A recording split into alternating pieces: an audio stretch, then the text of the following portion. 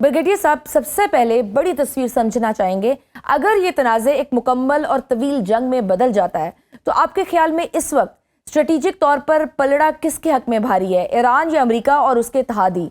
मामलात किस हद तक पेचीदा हो सकते हैं? जी, जंग को आई थिंक 4 डोमेन में देखना चाहिए। Quickly I will go over each domain. एक तो मिलिट्री डोमेन है जिसमें लड़ाई हो रही है ईरान और इजराइल और अमेरिका के दरमियान। फिर डिप्लोमेटिक डोमेन है जिसकी कल आपने देखा एक बहुत बड़ी बैठक हुई इस्लामाबाद में। ईरान की अपनी एक डिप्लोमेटिक एफर्ट है, फिर यूएस है। उसके बाद आपका इकोनॉमिक डोमेन है जिसमें ब्लॉकेड्स हैं, एनर्जी क्राइसिस है और स्टेट ऑफ हॉर्मज़ जो है बंद किया। This was basically part of economic strategy. और लास्ट पे इंफॉर्मेशन वॉरफेयर है जिसमें दोनों साइडें अपने अपने हिसाब से नैरेटिव चला रही हैं। अभी जो आई वुड से ऑब्जेक्टिव एनालिस्ट हैं अमेरिका के अपने, लाइक जॉन मार्शाइमर है जो जिनको इंटरनेशनल रिलेशंस का बाप कहा जाता है आजकल के दौर का, और स्कॉटिटर है, मैकग्रेगर है, और आई वुड से इवन जो ऑब्जेक्टिव एनालिस्ट हैं फ्रॉम तुर्किया और रशिया जो है, वो बिलीव करते हैं, चाइना जो है, कि इस वक्त ईरान का बड़ा क्लियरली स्ट्रेटेजिक पल्ला भारी है।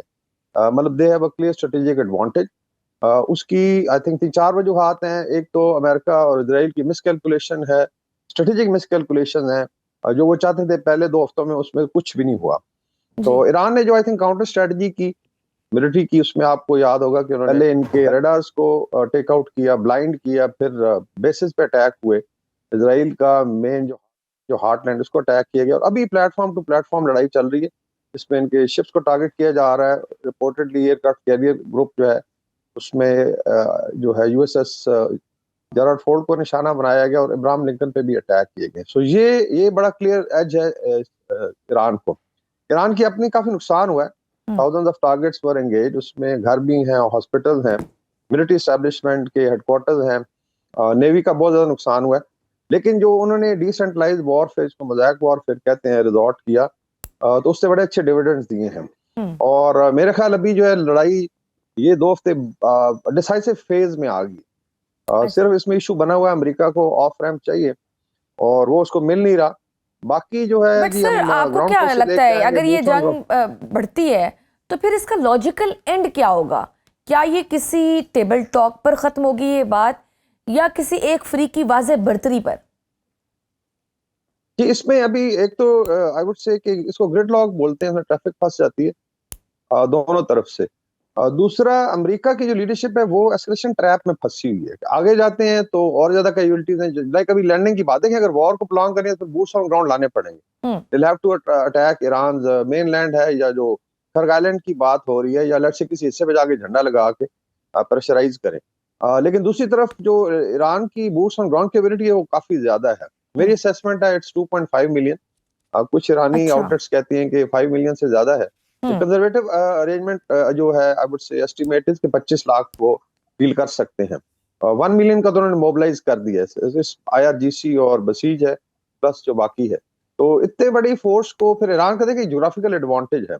2 बड़ी माउंटेन रेंजेस है, ऊपर अल्बर्ज है, नीचे ज़ग्रोस माउंटेन है, जो बिल्कुल अगर आपने लेटेस्ट आपने वीडियोस देखी हो स्टेट ऑफ हॉर्मज़ की तो बिल्कुल दीवारें हैं, जो एक तरफ ईरान वाली साइड बिल्कुल वॉल है। उसमें इस तरह की वेंचर करना बड़ा मुश्किल, मेरे ख्याल में प्रोलॉन्ग नहीं करेगा। तो ना तो अमेरिका के पास स्टेमिना है। इजराइल की बहुत बुरी हालत है, वेस्टर्न मीडिया रिपोर्ट नहीं कर रहा। अभी खबरें आ रही हैं कि उनके जो बेसमेंट्स में और बंकर्स में लोग हैं। देखें ना, इमेजिन करें एक मोहल्ला है उसमें 25,000 बंदा रहता है, देन यू शव देम इनटू 3 बंकर्स। तो वहां पे तो अभी टॉयलेट्स ओवरफ्लो कर रही हैं, डेड बॉडीज रखी हुई हैं, उसके अलावा स्मेल है। और ये चीजें आई थिंक जो ऑब्जेक्टिव मीडिया चाइना का, रशिया का रिपोर्ट कर रहा है। तो इस लिहाज से एक बहुत बड़ा प्रेशर। और वॉर, याद रखिएगा एक छोटी सी बात, कि war is bending the will of the other side, leadership और अवाम की। उधर में नहीं लग रहा कि ईरान की अवाम लीडरशिप की विल जो है वो बेंड हो रही है। दूसरी तरफ प्रेशर है, आपको पता है अभी किंग्स प्रोटेस्ट हो रहे हैं, लोग किंग प्रोटेस्ट अमेरिका में शुरू हो गए, रजीम चेंज करते करते इनके अपने गले पड़ गए। वहाँ तो अच्छे खासे प्रोटेस्ट हो रहे हैं। और लेकिन सर, 50,000 से जायद अमरीकी फौजी मशरिक़ वुस्ता में मौजूद होना, अगर अमरीका ईरान में ज़मीनी कार्रवाई करता है तो वो किस नौइयत की हो सकती है? क्या ये लिमिटेड स्ट्राइक होगी, रजीम चेंज की कोशिश होगी, या सिर्फ महदूद, आप कह लें कि स्ट्रेटेजिक अहदाफ तक ये महदूद रहेगी, और उसके कामयाब होने के इम्कानात आपके ख्याल में कितने हैं? देखिए 50,000 तो ऑलरेडी थे ट्रुप्स जो हैं, और फिर वो डिस्पर्स्ड हैं डिफरेंट बेसिस पे। अगर आप गिनना शुरू करें मिडिल ईस्ट में, ओमान से लेके लेट्स से यूएई, फिर सऊदी अरेबिया है, ऊपर आप चले जाएं साइप्रस तक है, फिर Israel itself is a base, Jordan है। तो वो तो सारे एंगेज हो चुके हैं, मतलब अभी सुना है कि वो होटलों में जाके वहां से ऑपरेट कर रहे हैं।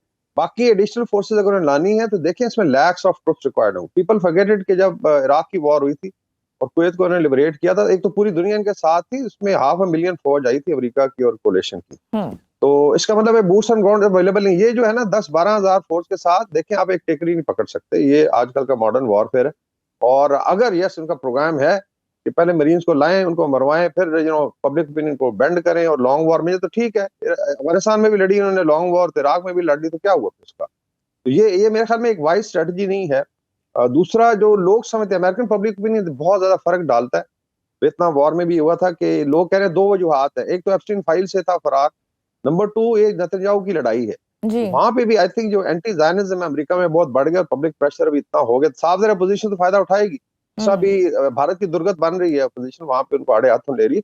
पब्लिक ओपिनियन बड़ा मैटर करता है। अभी इनके मिड टर्म इलेक्शन है यूएस में, वहां पे दे आर वो लाइकली काफी टू लूज जो चैलेंजिंग हो कांग्रेस की जाएंगे सीटें हैं। डोनाल्ड ट्रम्प जी, साहब के लिए, जी। बिल्कुल। तो ये आई डोंट फोरसी। बाकी ठीक है, अगर किसी का दिमाग खराब है तो वो ट्राई कर सकता है। सही। लेकिन सर अमेरिका की जो सबसे बड़ी ताकत उसकी फिजाई बर्तरी है, लेकिन ईरान के पास जदीद एयर डिफेंस सिस्टम्स भी मौजूद हैं। आपके ख्याल में क्या ईरान अमेरिकी फिजाई ताकत को मुअस्सर तरीके से चैलेंज कर सकता है या नहीं?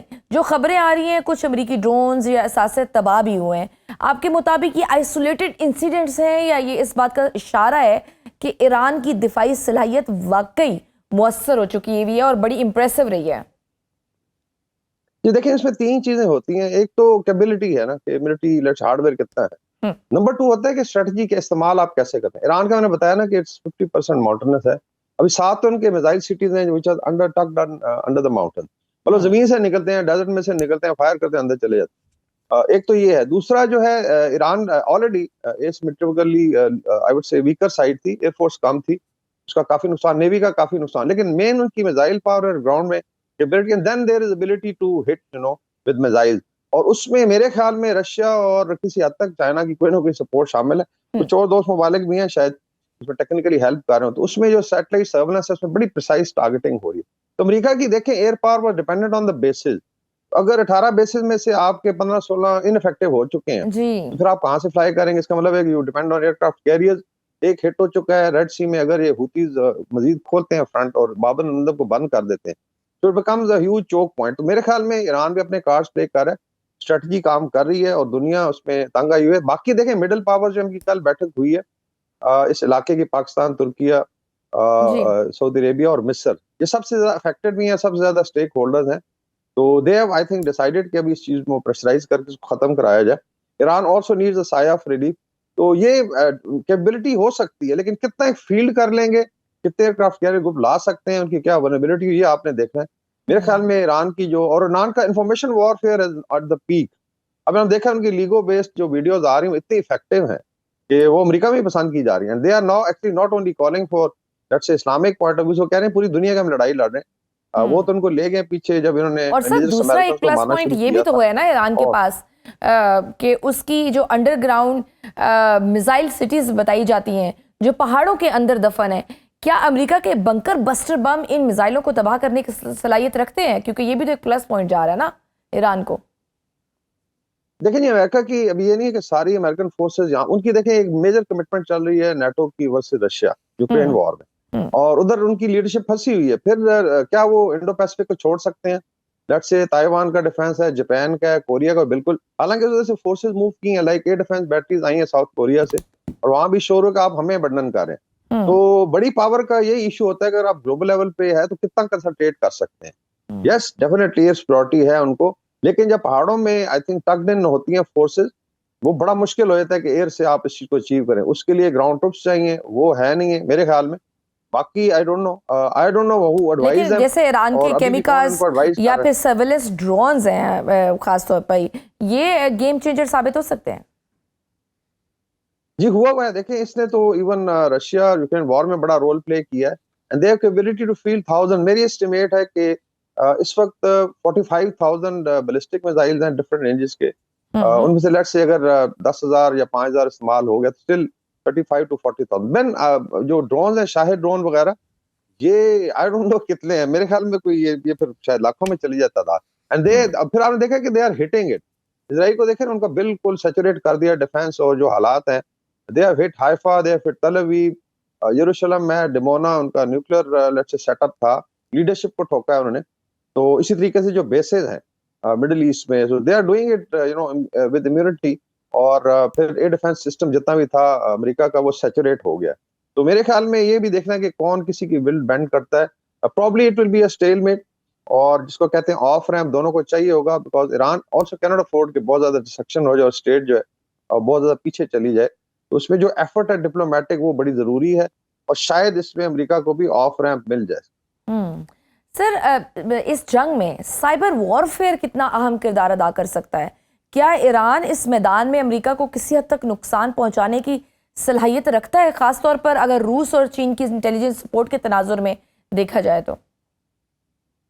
ये देखें, जो इनकी कोलेशन है, क्योंकि साइबर वॉरफेयर ग्लोबल होता है, और इसके अंदर साथ साथ इंफॉर्मेशन वॉरफेयर की भी बात करें, हम्म। तो उसमें हो सकता है नॉर्थ कोरियन को सपोर्ट कर रहे हो, चाइना से हो सकती है, Russian they are very good in जो हैकिंग और साइबर अटैक्स। अभी आपने देखा है कि ईरान ने जो एफबीआई का डायरेक्टर है मिस्टर पटेल जो है, कैश पटेल की वीडियो लगा दी है, डांस की, पता नहीं सही है कि नहीं है, पुरानी जो है, तो they are able to penetrate, फिर एप्स्टीन फाइल निकाल रहे हैं ये। हम्म। तो प्लस फिर ये कम्युनिटी जो आपका कम्युनिकेशन सिस्टम है, उसको कितना आप डिसरप्ट करते हैं। साइबर सिर्फ ये नहीं है कि आपने शायद कोई प्राइवेट फाइलें निकालनी है, बैंकिंग सिस्टम्स हैं, फिर आपके ग्रिड्स हैं पावर के, इसी तरीके से जो है मिलिट्री इंफॉर्मेशन है, कितनी आप निकालते हैं, और साथ साथ इंफॉर्मेशन वॉरफेयर है, जिसमें ईरान ने surprisingly I think they have an edge, और पब्लिक ओपिनियन को बेंड करने में इसका बड़ा रोल है। तो मेरे ख्याल में there is a cyber capability जो दोनों तरफ से प्ले हो रही है, और उसमें भी ईरान ने आई थिंक बड़ा अच्छा अपना डिस्प्ले किया कैपेबिलिटी जो है।